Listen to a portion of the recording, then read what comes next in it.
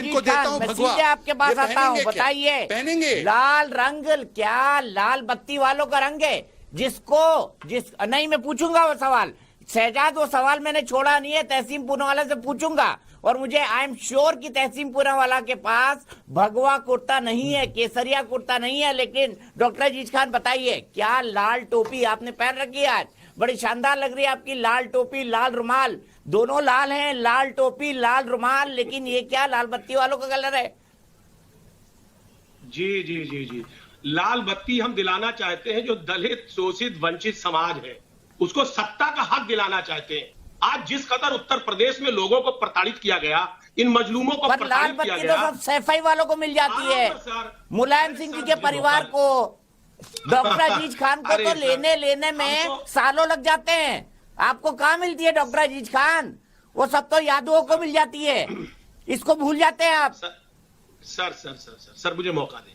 देखिए, समाजवाद में हम विश्वास रखते हैं। शुक्र करो कि हम लाल टोपी लगाते हैं, लाल हमारा खून है। हम काली टोपी नहीं लगा करके काला कानून नहीं लाते हैं, किसानों को रौंदते नहीं है, कुचलते नहीं है काली टोपी लगा करके।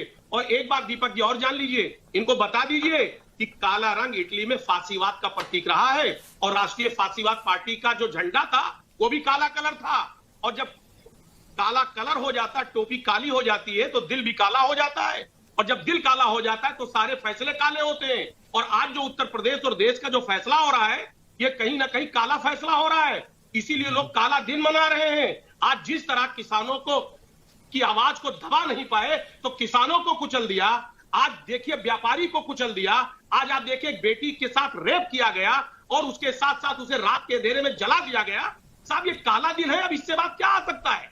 लेकिन हम दावा करते हैं कि ये लाल टोपी पहन करके क्रांति पैदा करेंगे।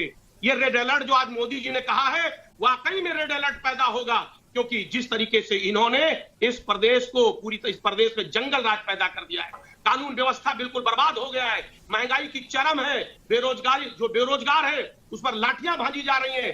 यही लाल टोपी पहन करके हम क्रांति पैदा करेंगे, रेड अलर्ट घोषित करेंगे। और रेड अलर्ट घोषित हो चुका है, 2022 का चुनाव नजदीक आ गया है। ये तहसीन जी समझ लीजिए, ये शहजाद जी समझ लीजिए आप इस बात को, क्योंकि आप समझ नहीं रहे। आप भी कलर बदल लीजिए। एक ही, वैसे कलर तो देश का एक ही है, होना चाहिए तिरंगा, लेकिन तिरंगा का तो अपमान किया इन्होंने 60 साल, तो अपने हेडक्वार्टर में नहीं लगाया।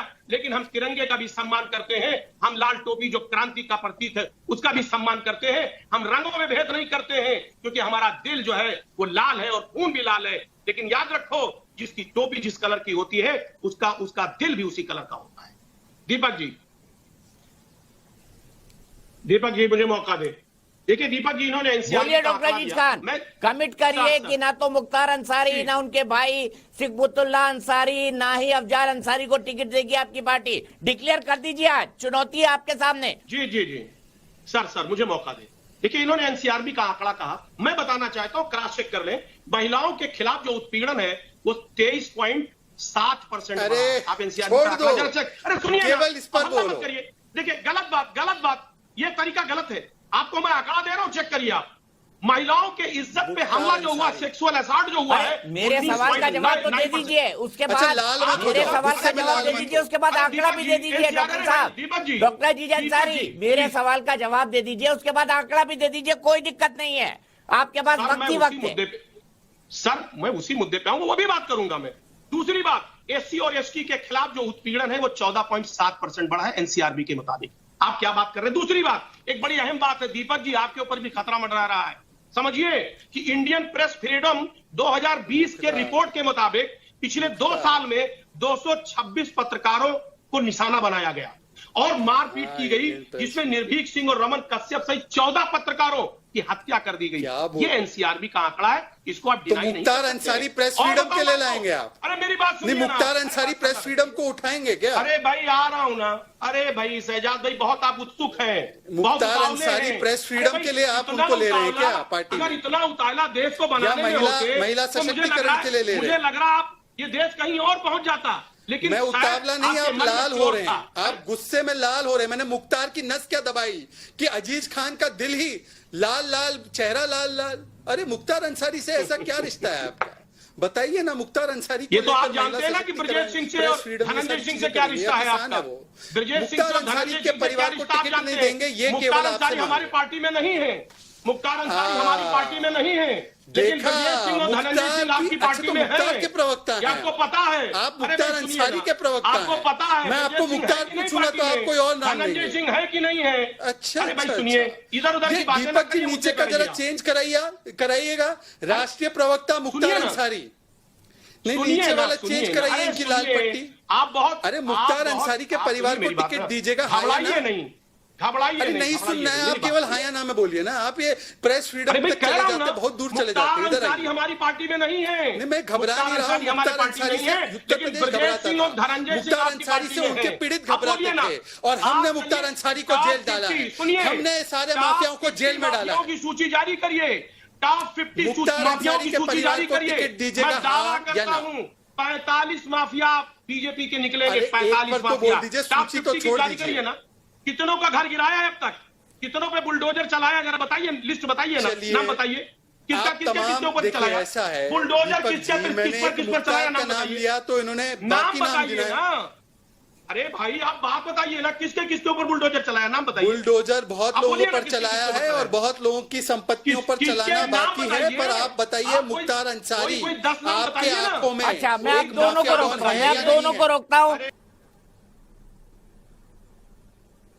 ठीक है। मैं सीधे डॉक्टर अजीज खान के पास चलता हूं। अजीज खान, वोट परसेंटेज की बात करें, अभी तक जितने भी सेफोलॉजिकल आंकड़े आए हैं, आप लगभग 7 से 10% पीछे हैं भारतीय जनता पार्टी से। ऐसे में कैसे मुकाबला कर पाएंगे? देखिए दीपक जी, मैं शांतनु जी को सुन रहा था, सब जातीय समीकरण, जाति, अरे भाई कुछ काम की बात भी कर लो। हमेशा जाति जाति धर्म, जाति धर्म, अरे भाई काम की बात करिए ना। अब जात धर्म पे वोट नहीं पड़ने वाला, अब वोट पड़ेगा, सुनिए शांतनु जी, आप बहुत बुद्धिजीवी आदमी है, सुनिए मेरी बात, अब वोट पड़ेगा काम पे, कानून व्यवस्था पे, बेरोजगारी पे, महंगाई पे। आपने जो महंगाई की चरम पहुंचा दी है, पेट्रोल डबल कर दिया है, आज खाने का जो तेल है उसकी क्या कीमत है। आप देखिए जो लोग ढाबे में खाना खाने जा रहे हैं, उसकी कीमत क्यों बढ़ गई? आपने कमर्शियल सिलेंडर का रेट बढ़ा दिया। अब इस पे चुनाव होगा, जातीय समीकरण में नहीं होगा। अब जो बातें होंगी, अब ये होगी कि कानून व्यवस्था कैसी है आपकी, कितने लोगों को आपने मरवा दिया उत्तर प्रदेश में, किस तरीके से आपने इनकाउंटर करवाया, यहां तक कि सुप्रीम कोर्ट को भी दखल देना पड़ा। आप देखिए राष्ट्रीय मानवाधिकार आयोग को भी दखल देना पड़ा। चुनाव इस पर होने जा रहा है, जाति धर्म पे नहीं होने जा रहा है कि 2% आपका बढ़ेगा 3%। एक बात और आप समझिए, जो आज उत्तर प्रदेश की स्थिति है, उत्तर प्रदेश की स्थिति क्या है, क्या चाहते हैं यहाँ के लोग? यहाँ के लोग विकास की बात करना चाहते हैं। आपने वादा किया था, आपने कहा था बुलेट ट्रेन लाएंगे। अरे साहब, जो शख्स बुलेट ट्रेन अपने लोकसभा में नहीं ला सका, आप देखिए बनारस में मेट्रो नहीं चल पाई, गोरखपुर में मुख्यमंत्री महोदय के गृह जनपद में मेट्रो नहीं चल पाई, 3 बार डीपीआर चेंज किया गया, अभी तक डीपीआर फाइनल नहीं हुआ। साहब वहां पे वादा किया था आयुष मेडिकल कॉलेज बनाएंगे, बन गया क्या? मैं जानना चाहता हूं। वहां कहा था गोरखपुर यूनिवर्सिटी को सेंट्रल यूनिवर्सिटी का डिग्री देंगे, उसको उसके अंडर में करेंगे, हो गया क्या? वही समाजवादी पार्टी को देखिए आप, समाजवादी पार्टी ने बीआरडी मेडिकल कॉलेज में 500 बेड का हॉस्पिटल बनाया। आज जो एम्स का उद्घाटन किया गया, इसका शिलान्यास किसने किया था?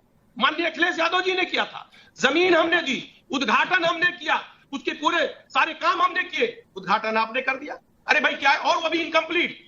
एक एम्स का नार्म है 42 फैकल्टी होना चाहिए, अभी कितनी फैकल्टी बनी है? 20। और एक बात बता दूं, अभी लोकसभा में 3 दिसंबर को हेल्थ मिनिस्टर ने स्टेटमेंट दिया था कि 183 इंप्लाई की जरूरत थी, 118 सीट अभी खाली है। आपने इंप्लाई को भी भर्ती नहीं किया। आपने कहा साहब 125 सीटें एमबीबीएस की हो गई, कहां से हो गई? ना ऑपरेटर्स लगाया, ना वहां पे अभी किसी तरीके का अपॉइंटमेंट हुआ, कहां से? आप लगातार उद्घाटन करते चले जा रहे। जल्दबाजी में आपने पूर्वांचल एक्सप्रेस का उद्घाटन कर दिया। देखिए, उद्घाटन करने से, शिलान्यास करने से वोट नहीं मिलने वाला, वोट मिलेगा जमीनी हकीकत काम करने से। आज गोरखपुर में देखिए ना, अभी तो मैं गया था वहां, बसारतपुर में जो स्मार्ट सिटी की बात आप कह रहे थे, बसारतपुर में पानी बह रहा था, सब भरा था पानी, वहां लोग नाव से चल रहे थे। गोरखपुर की बात बता रहा हूं, वहां नौका विहार जिसके लिए वायदा किया था, जिसके चारों तरफ स्पोर्ट कॉम्प्लेक्स बनाएंगे, हॉर्स राइडिंग का व्यवस्था करेंगे, रिंग रोड बनाएंगे, साहब एक काम नहीं किया योगी जी ने। जो अपने गृह जनपद में नहीं कर सका, वो पूरे उत्तर प्रदेश में क्या करेगा? अब वोट जो पड़ेगा विकास पे पड़ेगा। कानून व्यवस्था की क्या स्थिति है? अभी मैंने एनसीआरबी का आंकड़ा बताया आपको कि किस कदर एनसीआरबी के आंकड़े के मुताबिक किस कदर कानून व्यवस्था ध्वस्त हुआ है। दूसरी बात मैं आपको बताना चाहता हूं जो बहुत इंपॉर्टेंट है।